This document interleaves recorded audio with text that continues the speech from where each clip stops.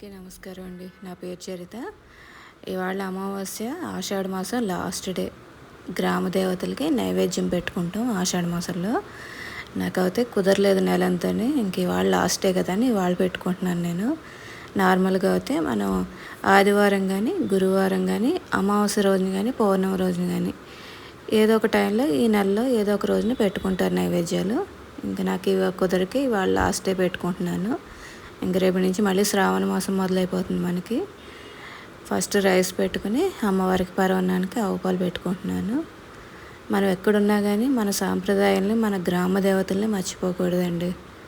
మన పెద్దవాళ్ళు చెప్తారు కదా, ఎప్పుడు కూడా గ్రామ దేవతలు మర్చిపోకూడదు.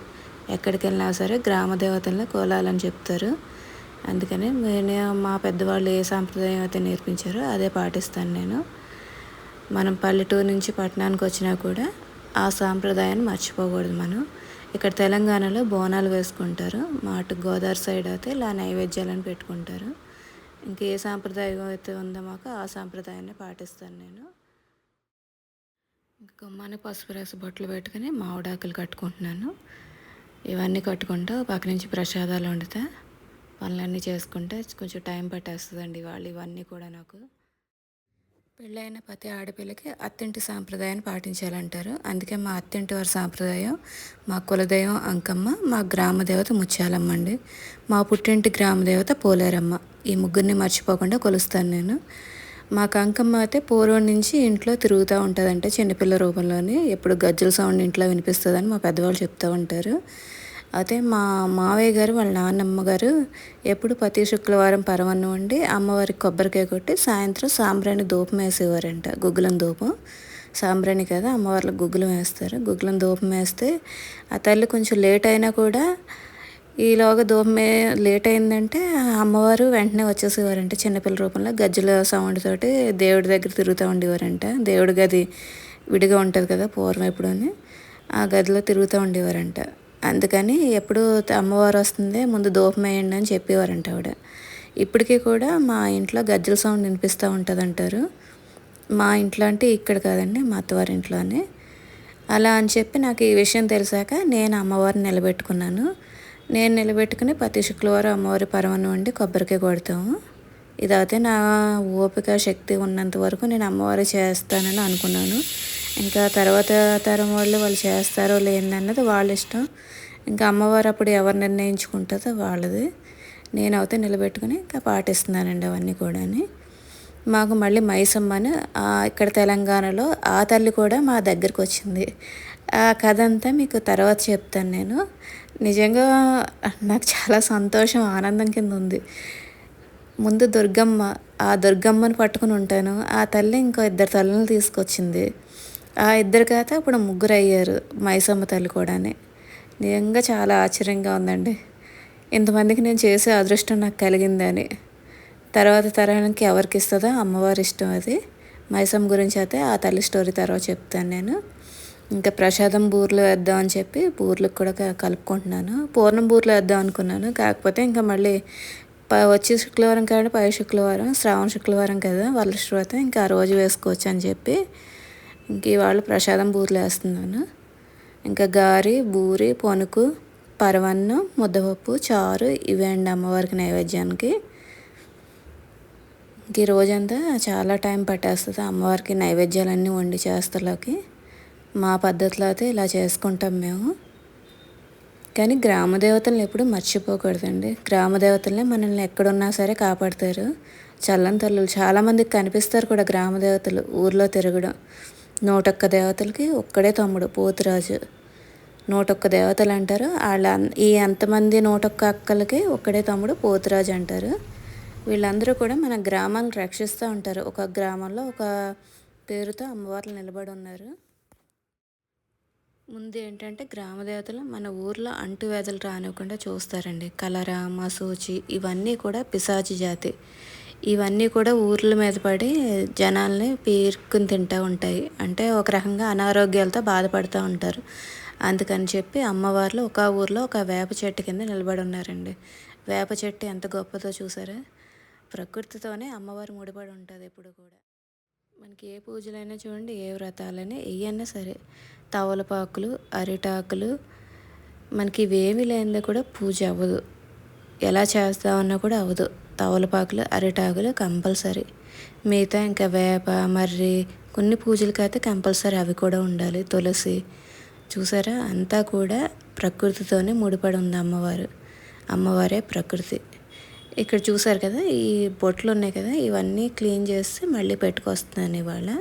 గ్రామ దేవతల బొట్లని ఇలాగా దేవుడి గూట్లో పెట్టరండి, పక్కన విడిగా పెట్టుకుంటారు. ఊర్లో అయితే గోడకు పెడతారు. ఇంకా మనకి ఇక్కడ గోడలకు కాకుండా ఇలా నేను సైడ్గా చేయించుకున్నాను. కబోర్డ్ డోర్ పెట్టించకుండా వదిలేసాను అనమాట, ఇలా అమ్మవారి బొట్ల కోసమని పూజా రూమ్ పక్కనే. ఇప్పుడు ఇవన్నీ కూడా క్లీన్ చేసి ఇక్కడ పసుపు రాసి అమ్మవారికి బొట్లు పెడతామండి. 3 బొట్ల కింద పెడతాము. ఇలా రౌండ్గా చుట్టి కొంచెం పసుపు తీసుకుని దాంట్లో కొన్ని నీళ్ళు కలుపుకొని రాస్తాను. మనకి ఇది చెక్క కదా, గోడకైతే బాగా కనిపిస్తాయి పసుపు, ఆ కుంకుమ చూడడానికి చాలా నిండుగా, చాలా ఇదిగా అనిపిస్తుంది, మనసుకు హాయినిస్తుంది. ఇది చెక్క కదా, కొంచెం ఆరాకే కనిపిస్తుంది అండి మనకి. ఇలా 3 పెట్టుకోవాలి లైన్గా. మాకు ఆ లోపలికి ఉంది ఇంకొక బొట్టు. ఇలా లైన్గా 3 బొట్లు పెడతాం. దీని మీద కుంకుమ పెడతాం. ఇలా 4 లైన్లు వేసుకుంటాం. ఇది పూర్వం నుంచి మా పెద్దవాళ్ళు ఆచరించింది అండి, నేను కొత్తగా చేసేది కాదు. ఇలా అడ్డంగా 4 బొట్లు పెట్టుకోవాలి కుంకుమతోటి. మధ్యలో బొట్టు కింద పెట్టుకురావాలి, ఎన్ని వస్తాయి అన్నీ. ఇలా 3 పెట్టుకున్నాక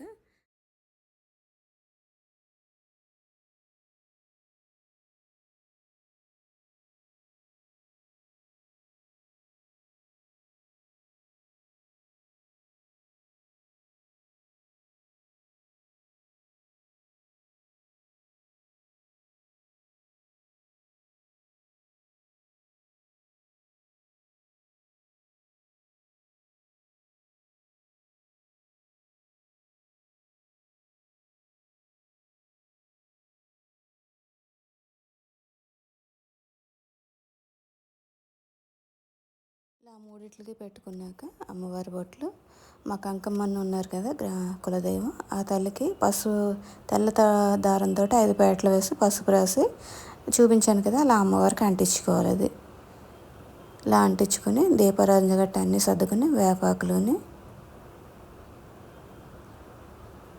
ఇంక ఇవన్నీ అయ్యాక మళ్ళీ వంటలోకి వచ్చానండి. కొంచెం బూర్లు గట్ట, ఇంకా బూర్లు ఉన్నాయి, అన్నీ అయిపోయినాయి. పప్పు చారు అన్నీ అయిపోయినాయి కూడా. అమ్మవారికి కారం వేయకూడదండి చారులో గట్ట. పసుపుని, ఉప్పు, చింతపండు వేసి మరిగించాలంతేని. పప్పులోనేమో తెలగపిండి, మునగాకు వేసి పెట్టాలి. అసలు అమ్మవారికి కారం అన్నది తగలకూడదు, మా పద్ధతి అది. ఇంకా సలివిడి, పానకం, వడపప్పు ఇవి కూడా చేసుకున్నాను. గుగ్గిళ్ళని నానబెట్టి అవి కూడా ఉడకబెట్టి పెడతారు అమ్మవారికి. నాకు రాత్రి మర్చిపోయి నేను ఆ గుగ్గిళ్ళు నానబెట్టడం. ఇంకా ఇవన్నీ పెట్టుకున్నాను కదా, సర్లే అనుకున్నాను. ఇంకా ఒకసారి కొంచెం పని ఎక్కువైనప్పుడు కొన్ని మర్చిపోతూ ఉంటామండి హడావుడిలోని, అదే జరిగింది. ఇలా 5 ఆకులు వేసుకోవాలి, అరిటాకులు. ఒక ఆకేమో అంకమ్మకి, మిగతా ఆకులేమో ముత్యాలమ్మకి, 101 దేవతలు ఉన్నారు కదా పోతురాజుకి అని. ఒక ఆకు మీద 3 పోగులు కింద పెడతామండి అన్నీని. మనం అన్నం వండాం కదా, అన్నం, పప్పు, చారు, పరమన్నం, గారి, బూరి, పనుకు, వడపప్పు, పానకం అన్నీ కూడా ఇంకా అక్కడ పెట్టేయాలి. కొంచెం మా వారు కూడా సాయం వచ్చారు నాకు వడ్డించడానికి, అన్నీ ఒక్కదానికి అవ్వట్లేదని. ఇప్పుడు పెడుతున్నాం కదండి, ఇలా 3 పోగులు లేదంటే 5 పోగుల కింద పెడతారు. నేను ఇంకా 3 పోగుల కింద పెడుతున్నాను. ఇంకా కొంచెం ఓపుకుండి అన్నీ ఉండి చేసుకుంటే 5 పోగుల కింద కూడా పెట్టుకోవచ్చండి. అమ్మవారికి ఎంత ఎలా చేసుకుంటే అంతలాగా తల్లి సంతోషిస్తుంది, మన కుటుంబాన్ని కూడా అంతలాగే చూస్తుంది అమ్మవారు. ఇంక 5 ఆకుల్లో కూడా ఒక ఆకులో మట్టుకి 3 పోగులు అయ్యండి. అంకమ్మ కదా మా కులదైవం, ఆ అంకమ్మకు ఒక ఆకులోనే ఒక పోగు కింద వేసి పెడతారు. మా వారికి తెలియక 3 పోగుల కింద పెట్టారు. ఇంకా నేను అప్పుడు తీసి ఒక పోగు కింద పెట్టాను. అది మాకు ఊర్లో అయితే సాకలకి ఇస్తారు చలవని చెప్పి, వాళ్ళు వచ్చి పట్టుకెళ్తారు. కాకపోతే ఇప్పుడు మతాలు వచ్చినాయి, మళ్ళీ ఎవరో ప్రసాదం తినమంటున్నారు. ఇంకా సర్లే అని చెప్పి మేమే తింటున్నామండి. ఇంకా సాకులు వీళ్ళు రారు కదా, ఇంకా పిలిచినా కూడా ఎందుకులే అని చెప్పి ఇంకా అమ్మవారి ప్రసాదం కదా అని మేమే తినేస్తున్నాం అది. ఇంకా ఆకులు అయితే కొంచెం తక్కువ పెట్టారని కొంచెం పెట్టమంటున్నాను. ఇంకిద్దరం కలిపి పెట్టుకొచ్చాం అన్నీ. కొంచెం త్వరగా అయిపోయినాయి. పూజ గట్ట ఫస్ట్ చేసేసుకున్నాం, ఎందుకంటే మళ్ళీ ఆకులు వేసాక పూజ చేయాలంటే అవదని చెప్పి దీపారాధన గట్ట అన్నీ చేసేసుకున్నాక అప్పుడు ఆకులు వేసుకుని వచ్చి పెట్టుకున్నాం ప్రసాదాలన్నీ. మనం ఇప్పుడు అన్నం పెట్టుకున్నాం కదండి, అన్నం దగ్గరే మనం వండి అన్నీ కూడా ఒక్కొక్క పోగు దగ్గర అన్నీ కూడా అన్నం, పరమన్నం, పప్పు, చారు, గారి, బూరి, పొనుకు మనం అన్నీ కూడా ఇంకొక పోగు దగ్గర అన్నీ వేసుకురావాలి. ఇప్పుడు నేను వేసుకొస్తున్నాను చూడండి, అలా మొత్తం అన్నీ వేసుకుంటాం. గ్రామ దేవతలు ఎప్పుడు గ్రామాల్లో తిరుగుతూ ఉంటారండి, చాలామందికి కనిపిస్తారు. చాలా కథలు కూడా విన్నాను నేను గ్రామ దేవతల గురించి. రాత్రులు ఎప్పుడు ఊరిని కాపాడుతూ ఉంటారు, ఏ దుష్ట శక్తులు కూడా ఊర్లోకి రాకుండా అని. చాలామంది చూసిన వాళ్ళు ఉన్నారు అమ్మవారిని. మాకు పొంతులో మారమ్మని ఒక తల్లి ఉంటుంది. ఆ తల్లి ఏంటంటే ఆ పొలాలు చేలు అవి ఒక ఊరు నుంచి ఒక ఊరికి వెళ్ళాలంటే మధ్యలో ఉండేది పొంత. ఆ పొంతులో వెళ్ళే వాళ్ళని ఆ తల్లి భయపడే వాళ్ళని ఏదో ఒక రూపంలో వచ్చి ఆ పొంత దాటిస్తుందండి. చాలా కథలు ఉన్నాయి, మేము కూడా ఒకసారి అనుభవించాను. ఒకసారి ఎందుకో మా పెద్దమ్మ వాళ్ళ ఇంటికి వెళ్ళాల్సి వచ్చి పొంతని మా అమ్మ నేను నడుచుకుంటూ వెళ్తుంటే అదొక 3 కిలోమీటర్లు ఉంటుందండి ఈ ఊరి నుంచి ఆ ఊరికి. అయితే ఎవరూ లేరు, మిట్ట మధ్యాహ్నం. చాలా భయం వేస్తుంది. అసలు చుట్టుపక్కల చూస్తుంటే ఎవరూ కనిపించట్లేదు, అడుగు ఎదరికేయాలంటే భయంగా ఉంది. అప్పుడు ఏంటని భయపడుతుంటే ఒక పెద్ద కోతండి వచ్చి అలా కూర్చుని ఉంది. అడుగేయాలంటే భయం, అది ఎక్కడి మీదకి వస్తుందని. కానీ మేము కొంచెం ఎదరికెళ్తుంటే అది మాతో పాటు రాను, మేము ఆగుతుంటే ఆగను. అలా మనుషులు ఉన్నంత వరకు వచ్చిందండి. అక్కడి నుంచి జనాలు అయితే ఎప్పుడైతే కనిపించారో మమ్మల్ని అక్కడ వదిలేసి అక్కడి నుంచి పక్క నుంచి వెళ్ళిపోయింది. నిజంగా చాలా ఆశ్చర్యం అండి. చాలామందిని కాపాడింది ఆ తల్లి. భయపడే వాళ్ళకి ఏదో ఒక రూపంలో వచ్చి ఆ పొంతు దాటిస్తుందండి ఆవిడ గురించి చాలా కథలు కూడా ఉన్నాయి. మారమ్మ తల్లి గురించి, పోలేరమ్మ తల్లి కూడా అంతే, చాలామందికి కనిపిస్తుంది మా ఊరు పోలేరమ్మ తల్లి. ఇప్పటికే అమ్మవార్లు కనిపిస్తారండి, కాకపోతే మన అజ్ఞానంతో మనకు కనిపించట్లేదు అంతే. ఎందుకంటే లేరు, ఈ రోజుల్లో ఏముంటుంది అన్న భావన మనలో ఉంటుంది కాబట్టి అమ్మవారు కూడా మనకు కనిపించరు. ఏ భావన లేదు, భయం ఒకటే ఉంది. ఏం చేయాలి దేవుడా అని తలుచుకున్నప్పుడు అమ్మవారు ఏదో రూపంలో ఇలా కనిపిస్తూ ఉంటారండి. ఇది మట్టి సత్యం. కానీ ఏదేమైనా మనం ఎక్కడ పెరిగినా ఎక్కడ బతకాల్సి వచ్చినా కూడా మన పుట్టిన గ్రామ దేవతలను మట్టికి మర్చిపోకూడదండి. మన పెద్దవాళ్ళు నేర్పించిన మన ఆచారాలను మర్చిపోకూడదు. మన సాంప్రదాయాలు మన ఆచారాలు పాటిస్తూ మనం చేయాల్సిన ధర్మం చేసుకుంటూ ఉంటే మనకు తోడుగా అమ్మవారే నిలబడి ఉంటుందండి. మనకి చాగంటి వారైనా గరికపాటి వారైనా ఎవరైనా సరే గ్రామ దేవతల గురించి ఎంత గొప్పగా చెప్తున్నారు. అసలు మన జీవితంలో వదలకూడదు ఏంటంటే గ్రామ దేవతల్ని. ఆ తల్లులు ఎక్కడున్నా కూడా మనం చాలా చల్లగా చూస్తారు. ఒక ఊర్లో ఒక రూపంలో వెలుసుంటారు. ఈ వీళ్ళందరూ కూడా అమ్మవారి స్వరూపం అండి. అమ్మవారి నుంచి వచ్చిన శక్తులు ఇవన్నీ కూడా. అమ్మవారు గ్రామాలను కాపాడడానికి తన నుంచి వచ్చిన శక్తులు ఇవన్నీ కూడా మనల్ని మన గ్రామాలను కాపాడి రక్షిస్తూ ఉంటారు. అందుకే వాళ్ళకి సంవత్సరానికి ఒకసారైనా జాతరలని ఇలా పండగలప్పుడు నైవేద్యాలని అమ్మవార్లకి మన పెద్దవాళ్ళు పెట్టిన ఆచారాలండి ఇవన్నీ కూడా. ఎందుకంటే మన కోసం, అమ్మవారి కోసం కాదు, ఇవన్నీ మన కోసం. ఎందుకంటే ఇవన్నీ పాటిస్తూ ఉంటే అమ్మవారి అనుగ్రహం మనకి ఎప్పుడు ఉంటుందని. మేము చిన్నప్పటి నుంచి ఏదైతే చూస్తూ పెరిగామో అదే ఆచరిస్తున్నాం. అలాగే ఇప్పుడు మనం కూడా ఆచరించామంటే మన పిల్లలు కూడా ఇది చూస్తూ పెరిగారంటే వాళ్ళ ఆచారాలు వాళ్ళు పాటిస్తారు. మనం పెద్దవాళ్ళు ఇలా చేశారు కదా, మనం కూడా ఇలా చేయాలి కదని. అలాగే ఎవరి సాంప్రదాయం వాళ్ళు పాటించాలండి. గ్రామ దేవతలకి ఒక్కొక్కళ్ళకి ఒక సాంప్రదాయం ఉంటుంది. ఆ పద్ధతిలో వాళ్ళు పాటించుకుంటే ఏ కుటుంబం అయినా కూడా ఆయురారోగ్యాలతో ఉంటుంది. కొంతమంది సద్దని పెడతారు, అంటే పెరుగన్నం ఉల్లిపాయలు అన్నీ వేసి అమ్మవారికి నైవేద్యం పెట్టుకుంటారు. కానీ ఏ పద్ధతి అయినా ఏదైనా కూడా అందరం పాటించేది అమ్మవారి గురించే కదా. ఇంక ఇలా అన్నీ పెట్టుకొచ్చాక కొబ్బరికాయ కొట్టి అమ్మవారికి సాంబ్రాణి ధూపం వేసుకోవాలండి. సాంబ్రాణి అంటే గుగ్గులం వేస్తారు అమ్మవారికి. ఈ గ్లాసులో వచ్చి పసుపు పెరుగు అండి. అమ్మవారికి కళ్ళుతో సమానం అది. కళ్ళు పెడతారు చాలామంది. కళ్ళు పెట్టిన వాళ్ళు ఇలాగ పసుపుని పెరుగు వేసి పెడతారు. ఇలా అడ్డంగా ఆకుల చివర దారి పోయాలి, దారి కింద పోయాలి. వేసి అమ్మవారికి నైవేద్యం సమర్పించుకోవాలండి. పొద్దున్నే అమ్మవారికి ఇక్కడ దేవుడి గుట్లో పూజ అయిపోయింది. ఈ పూజ అయిపోయాక గ్రామ దేవతలు పూజ చేసాం. ఇలా గుగ్గులో ధూపం వేసుకోవాలి అమ్మవారికి. అమ్మవారికి ఎక్కువ ధూపం అంటేనే ఇష్టం, అందుకే ఎక్కువ ధూపం వేయాలి ఫస్ట్ అమ్మవారికి.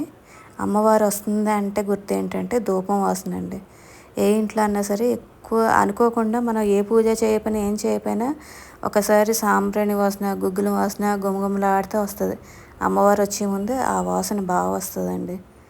నేను ఒకసారి అనుభవించాను కూడా ఇది, అందుకనే చెప్తున్నాను. రాకపోతే నేను చెప్పను, కానీ నేను అనుభవించాను స్వయంగా అది. మన ఛానల్లో ఇలా గార్డెనింగ్ వీడియోస్, పూజ, అమ్మవారి పూజ, ఇంటి క్లీనింగ్ అన్నీ ఉంటాయండి. మన ఛానల్ నచ్చితే సబ్స్క్రైబ్ చేసుకోండి.